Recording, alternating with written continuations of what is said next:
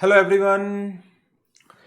इस सेशन में हम एमसीक्यू डिस्कस कर रहे हैं चैप्टर नंबर 5 के, जो एक्सेप्टेंस ऑफ डिपॉजिट्स पर बेस्ड है, जिसमें section 73, section 76, 76A and companies acceptance of deposit rules 2014 के प्रोविजंस कवर अप होंगे। जो एमसीक्यूज इस कंपाइलेशन के अंदर कवर है वो सारे एमसीक्यूज वो हैं जो इंस्टीट्यूट के जो बुकलेट है एमसीक्यूज की उसमें से, प्लस जो इंस्टीट्यूट के आरटीपीज एंड एमटीपीज के अंदर क्वेश्चन पूछे गए हैं उन सबको इस कंपाइलेशन में कवर अप किया है। तो स्टार्ट करते हैं। क्वेश्चन नंबर 1,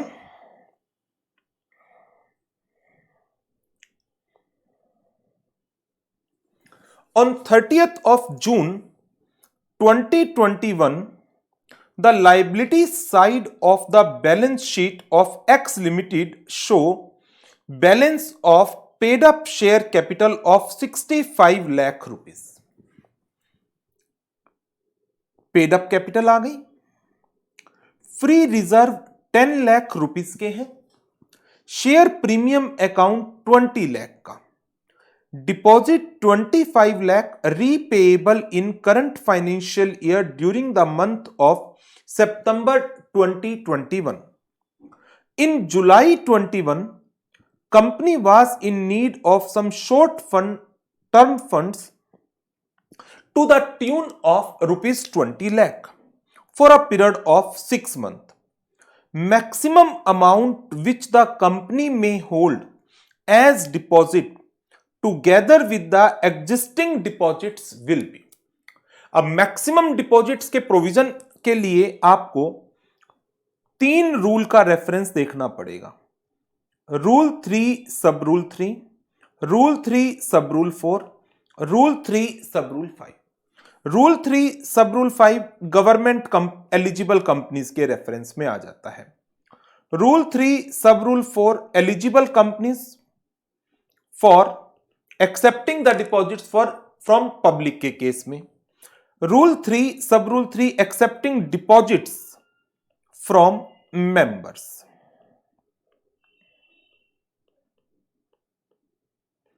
अब ये केस है एक पब्लिक लिमिटेड कंपनी का, तो रूल 3 सब रूल 3 की अकॉर्डिंग एक पब्लिक कंपनी मैक्सिमम कितना डिपॉजिट एक्सेप्ट कर सकती है? Public company 35% of the aggregate of the paid up capital, free reserve and security premium। Paid up capital है 65 लाख का, रिजर्व 10 लाख का, सिक्योरिटी प्रीमियम 20 लाख का। 65 प्लस 10 प्लस 20 टोटल हुआ 95 लाख।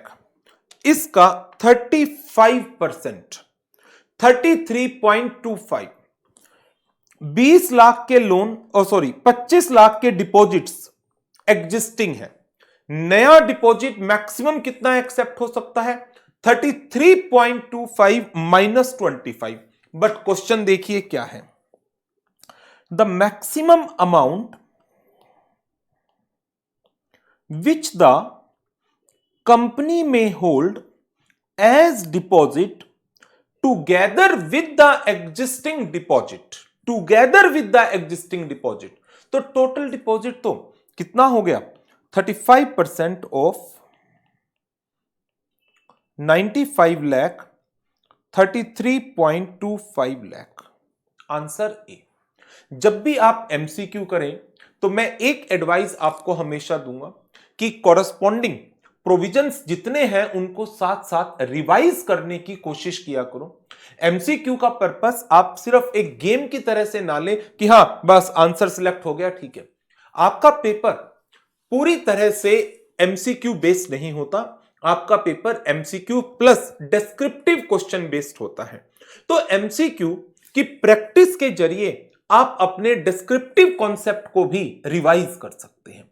तो जैसे जैसे कोई भी क्वेश्चन आप करें तो उसके कॉरस्पॉन्डिंग सेक्शंस कौन से हैं, सेक्शन का नंबर क्या है, रूल नंबर क्या है, उस सेक्शन के प्रोविजंस क्या हैं, उनको कोशिश करके साथ साथ रिवाइज करिए।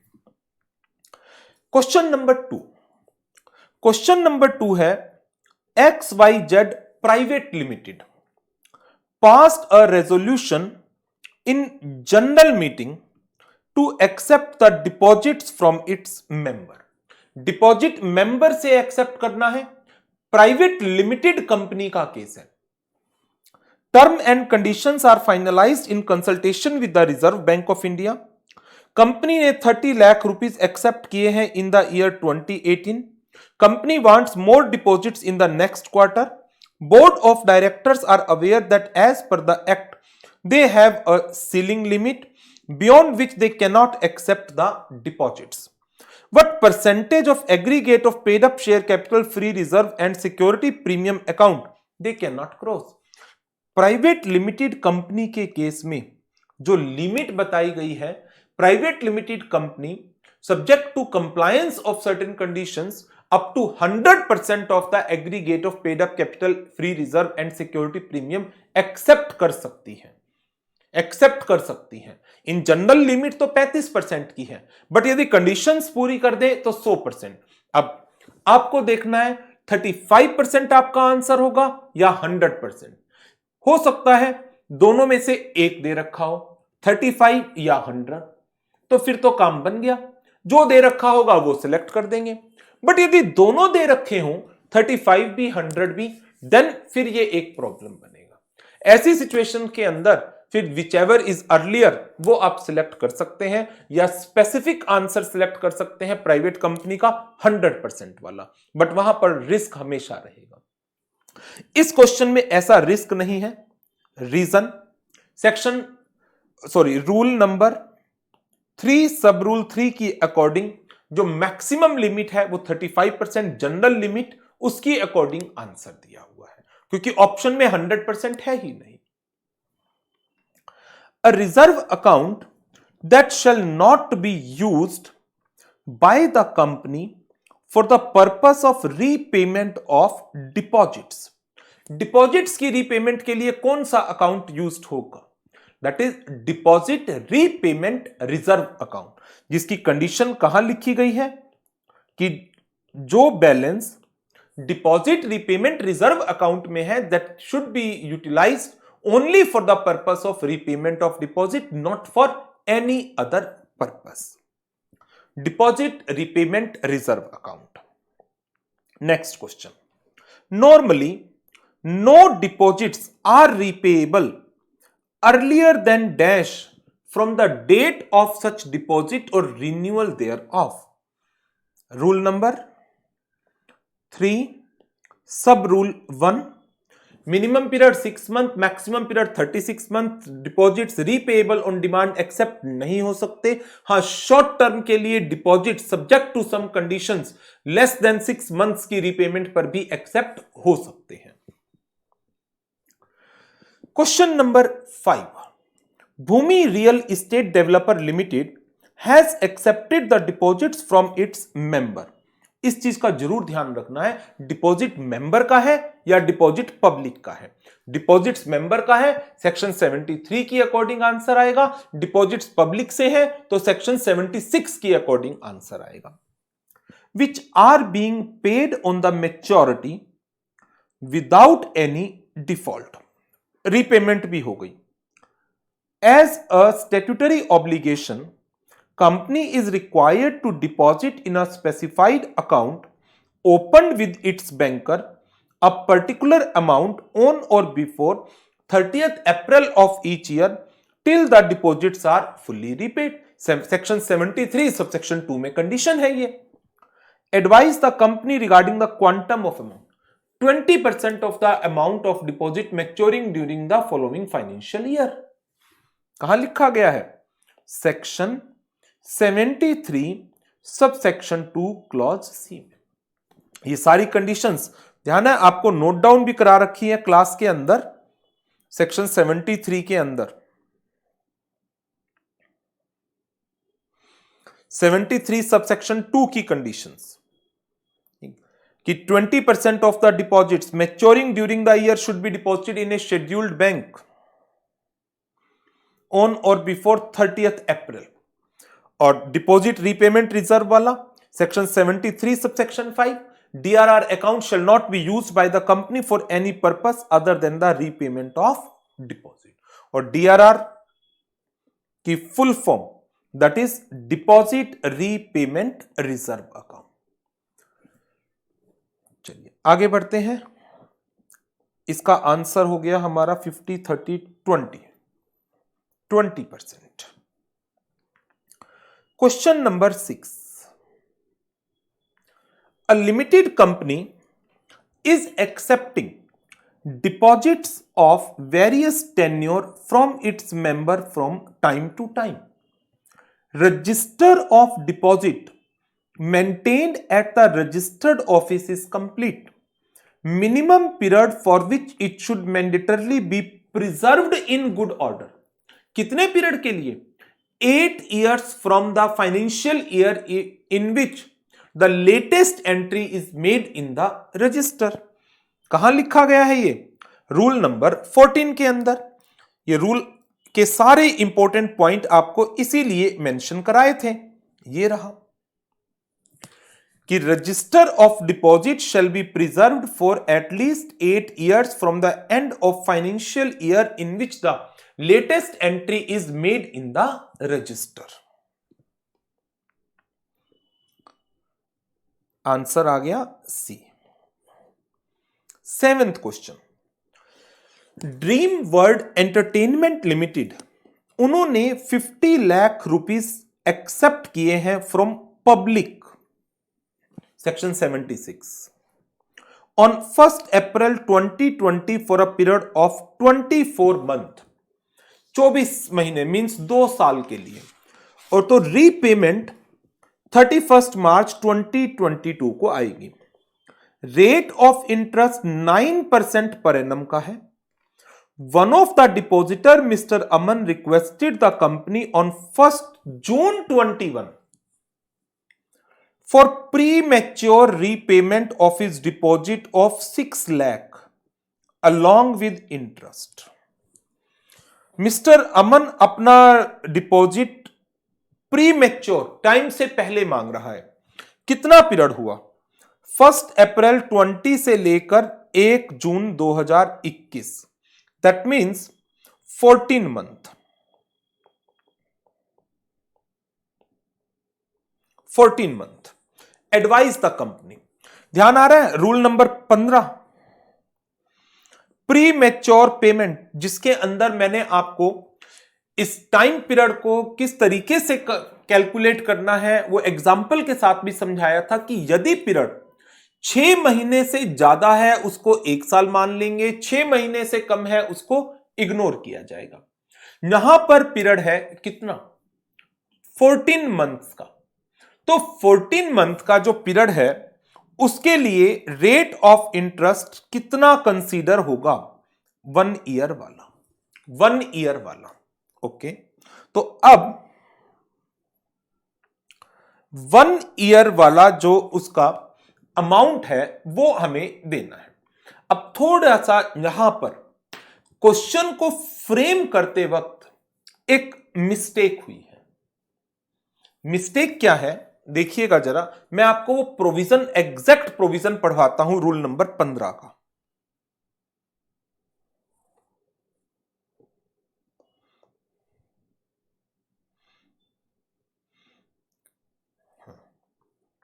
Rule number 15, after the expiry of 6 month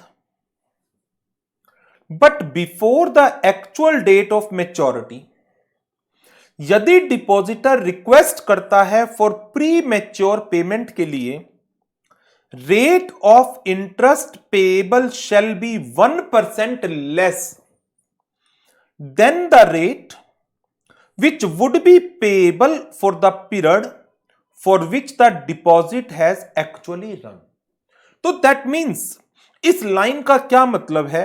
rate of interest जो पे करना है that should be equal to rate for the period for which deposit has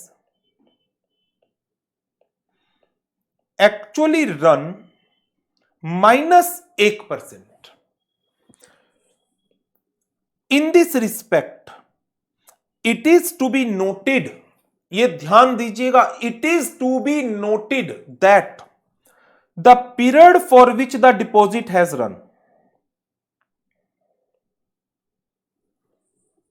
period for which the deposit has run, if it contains any part of the year which is less than 6 months, इसको exclude करेंगे, otherwise if that part is 6 months or more, इसको 1 साल लेंगे।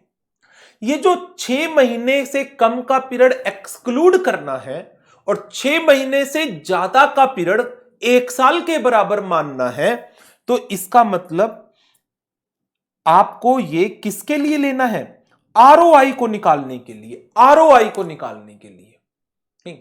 But इस question में जो ये MCQ बनाया गया है, इंस्टीट्यूट की बुकलेट का ही एमसीक्यू है, गलती है इस एमसीक्यू में मेरे हिसाब से। इन्होंने क्या किया, जो ये पीरियड है ना, इसको कहा कि ब्याज ही हम कम पीरियड का देंगे, आपको ब्याज कम पीरियड का देंगे। इन्होंने क्या किया, इस एमसीक्यू के अंदर ऑप्शन क्या दी कि company can only make premature repayment of deposit with an intention to reduce the total amount of deposit to bring it within the permissible limit. ये तो एक एक्सेप्शन है, लेकिन ओनली तो नहीं है, ओनली तो नहीं है ये। Company can pre mature repay the deposit along with interest at the rate of 9% for the period of 12 month. 9% पर, 9% पर तो देंगे ही नहीं।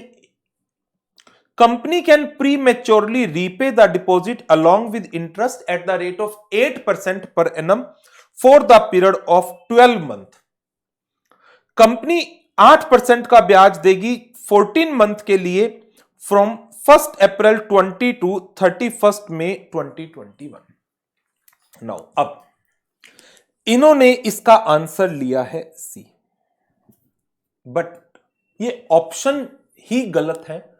क्यों, होना क्या चाहिए था, आपको यहां पर कितने पीरियड के लिए डिपॉजिट रन हुआ है, 14 मंथ के लिए।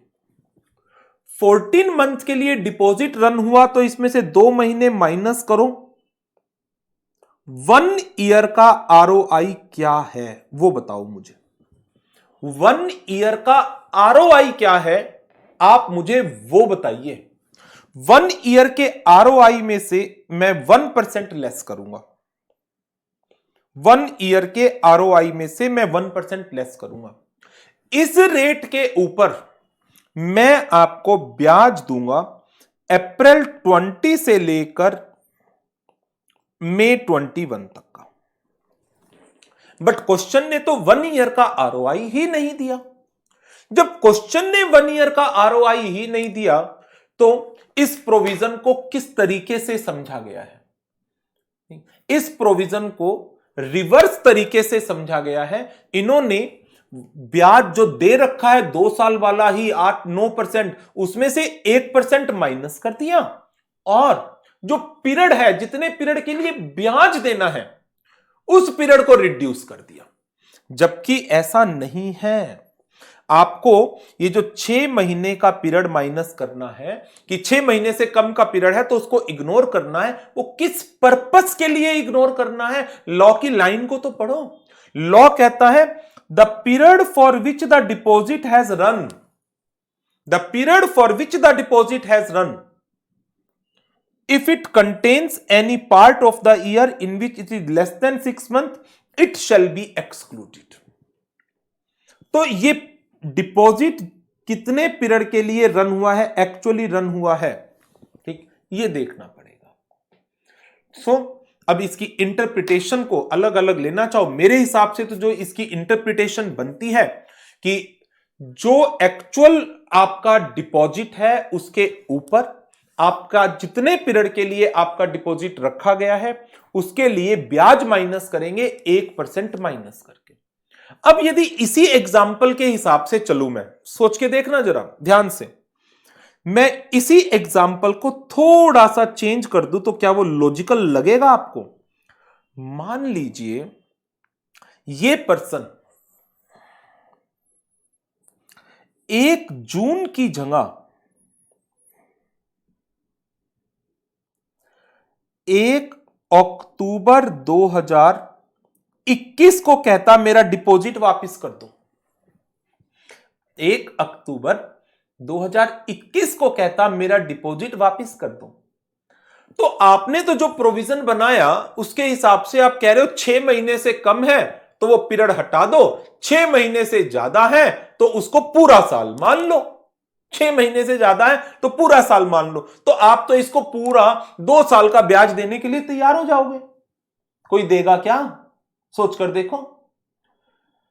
आपने 6 महीने से कम करा, 1 जून 2021 पर आए तो आपने इसको रोक दिया कहां पर? 31 मार्च 2021 पर। तो आपकी इन ऑप्शन के मुताबिक तो 1 अक्टूबर 2021 का मतलब हो गया 31 मार्च 2022 तक का ब्याज दे दोगे आप। 6 महीने से ऊपर होते ही आप पूरा साल गिन लेते हो। कोई देगा क्या? सोचकर देखो, 6 महीने का एक्स्ट्रा ब्याज? नो, कोई भी नहीं देगा। तो जो लॉ का प्रोविजन है वो ऐसा है ही नहीं। जब आप लॉ के प्रोविजन को समझें तो कई बार इंटरप्रिटेशन अलग निकल सकती है, लेकिन उस इंटरप्रिटेशन को निकालते वक्त थोड़ा सा लॉजिकल होकर के सोचना पड़ेगा। एक सेकेंड।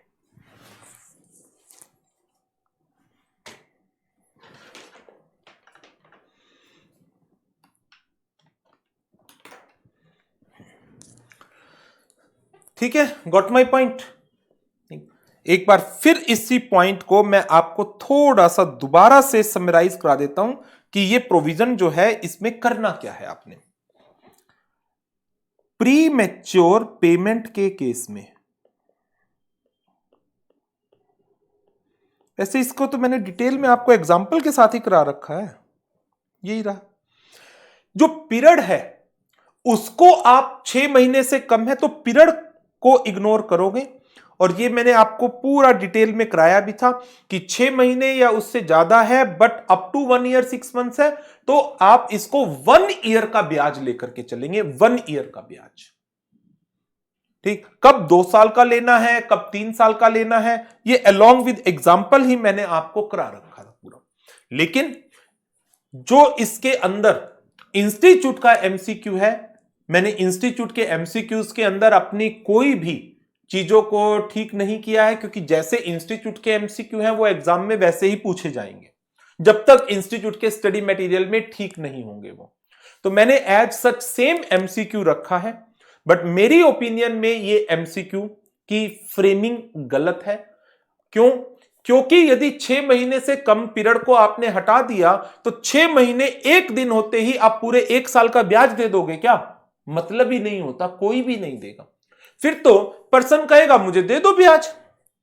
आप 1% ही तो कम कर रहे हो ना, 1% कम कर रहे हो, 9% की जगह आप 8% दे रहे हो, लेकिन 6 महीने के लिए ब्याज ज्यादा दे रहे हो आप। सोचकर देखो, तो ऐसा नहीं होता। तो ये डिटेल में तो हमने खैर क्लास के अंदर डिस्कस कर ही रखा है, तो इसकी फर्दर डिस्कशन में नहीं जाएंगे। बट मेरे हिसाब से इस एमसीक्यू की फ्रेमिंग गलत है, लेकिन क्योंकि इंस्टीट्यूट की बुकलेट का क्वेश्चन है तो मैं इसके ऊपर और फर्दर कमेंट नहीं करूंगा। इसका आंसर इंस्टीट्यूट ने सी ले रखा है, उन्होंने रेट ऑफ इंटरेस्ट 1% कम कर दिया इन जनरल, बट क्वेश्चन में 1 साल के डिपॉजिट का रेट ऑफ इंटरेस्ट होना चाहिए था, उसमें से 1% कम करके ब्याज 14 महीने का देना चाहिए था। इन्होंने 2% के रेट ऑफ इंटरेस्ट, 2 साल के रेट ऑफ इंटरेस्ट 9% में से 1% कम करके ब्याज 12 महीने का दिया है, जो गलत है मेरी ओपिनियन में। चलिए आगे बढ़ते हैं। Suneet spice limited decide to raise deposit of rupees 20 lakh from its members. However, it is of the opinion to secure such deposits partially by offering the security worth rupees 15 lakh, 15 lakh की security. इनमें से best option क्या है? Fully secured, partially secured, unsecured? They are unsecured. Section 73 subsection 2 clause F, कराया हुआ भी है आपको ये टॉपिक क्लास के दौरान।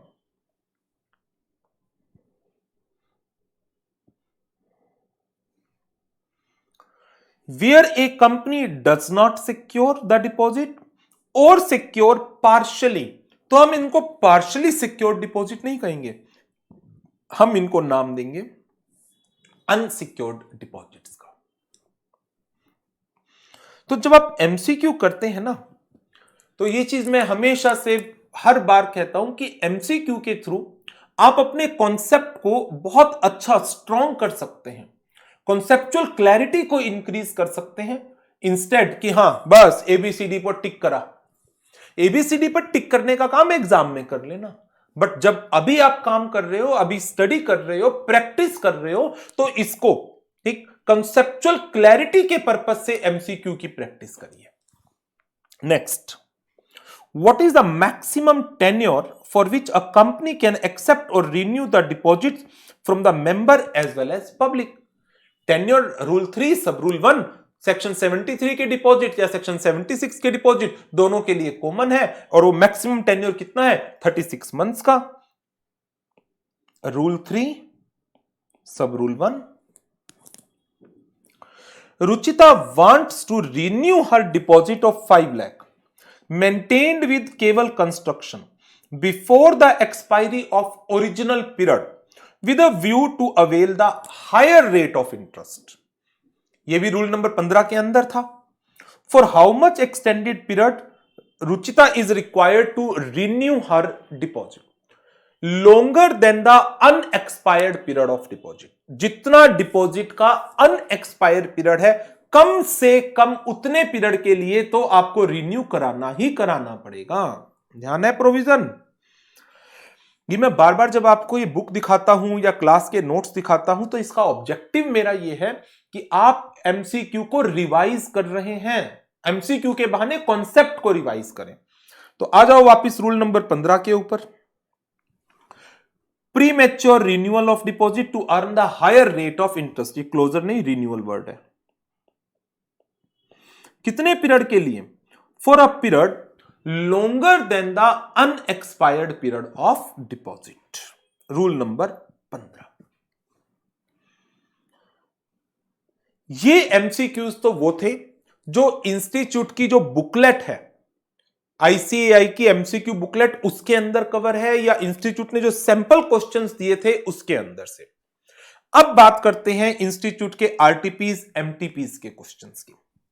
अक्टूबर 19 में एमटीपी का क्वेश्चन आया एक, no deposits are repayable earlier than dash from the date of such deposit और रिन्यूअल देयर ऑफ। क्वेश्चन अधूरा है।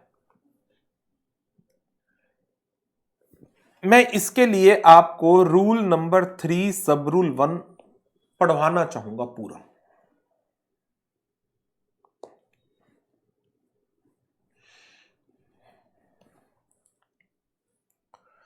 A company is not permitted to accept or renew any deposit, whether secured or unsecured, which is repayable on demand or upon receiving a notice within a period of less than 6 months or more than 36 months.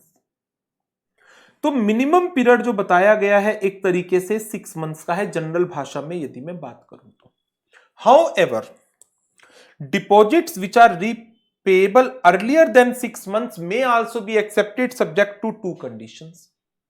पहली condition इसके अंदर थी कि इसकी limit है 10% की, इससे ज्यादा नहीं होना चाहिए, और दूसरी, such deposits are repayable not earlier than 3 months from the date of such deposit or renewal. अब यदि मैं इन जनरल आईसीएआई के मॉक टेस्ट पेपर के इस क्वेश्चन को देखूं, तो मैं इसका आंसर दूंगा 6 मंथ इन जनरल। लेकिन जब मैं लॉ की एग्जैक्ट लैंग्वेज के ऊपर चला जाता हूं, तो 6 मंथ्स के साथ तो जो वर्ड है एक नोटिस के साथ ये पीरियड है। एमसीक्यू फ्रेम कर दिया गया और ये कहा गया deposits are repayable not earlier than this, लेकिन वो डिपॉजिट शॉर्ट टर्म अरेंजमेंट वाला है भैया, वो तो क्वेश्चन में लिख देते आप।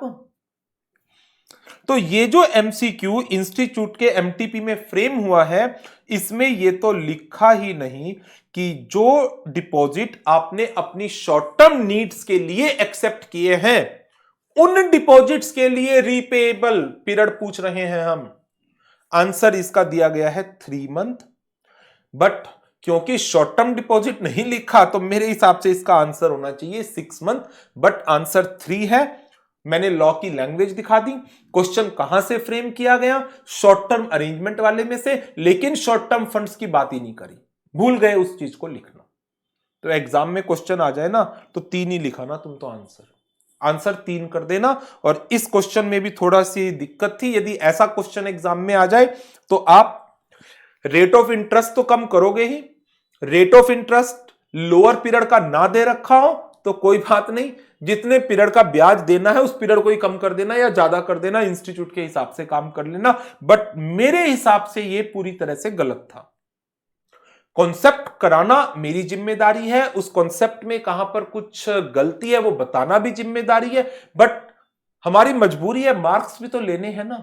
तो हम थोड़ा सा डिप्लोमेटिक होकर के चलेंगे कि हाँ ठीक है, कॉन्सेप्ट पढ़ लिया, समझ लिया, एग्जाम में क्वेश्चन आ गया तो सी आंसर लेंगे बस, चाहे बेशक वो गलत हो। आगे बढ़ते हैं। एमटीपी अप्रैल 21 का क्वेश्चन है। Where depositors so desire, deposit may be accepted in joint name not exceeding 3। Simple सा क्वेश्चन है। रूल नंबर 3 सब रूल 2 पढ़ लेना। MTP April 21, a company shall execute a deposit trust deed at least कितने days before the issue of circular और circular in the form of advertisement 7 days. Rule number 7 पढ़ना है आपको।